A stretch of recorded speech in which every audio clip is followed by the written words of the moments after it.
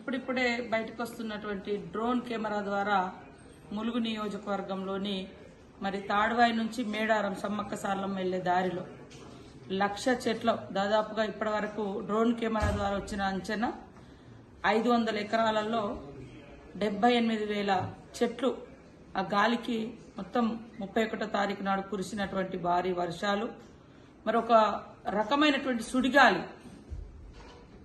రావడంతో 78,000 only drone camera ద్వారా కానీ చెట్టు నుంచి చెట్టు కౌంట్ చేస్తే అది లక్షలలో ఉండొచ్చు అనేది అనిపిస్తా ఉంది. దీన్ని మరి టొరండో అంటే ఒక రకమైనటువంటి సుడిగాలి వీచి ఇన్ని 100 ఎకరాల్లో చెట్లు మొత్తం కూడా నష్టపోవడం జరిగింది.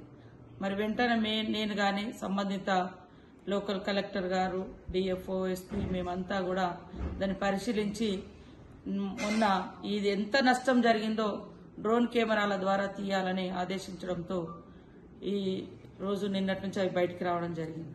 ఈరోజు పీసీసీఎఫ్ గారు కూడా మరి ములుగు ప్రాంతాన్ని ఏదైతే తాడ్వాయి టు మేడారం మధ్య అటు తాడ్వాయి ఇటు మేడారము అటు షాపెల్లి ఇటు కొండపర్తి ఈ మధ్యలో ఉన్నటువంటి 500 ఎకరాలలో ఈ డ్యామేజ్ జరిగింది. అంటే ఇలాంటి ఏదైతే సుడిగాలు ఉన్నాయో ఇది జంగల్లో వచ్చింది కాబట్టి చెట్లు పడిపోయి ప్రాణ నష్టం జరగలేదు.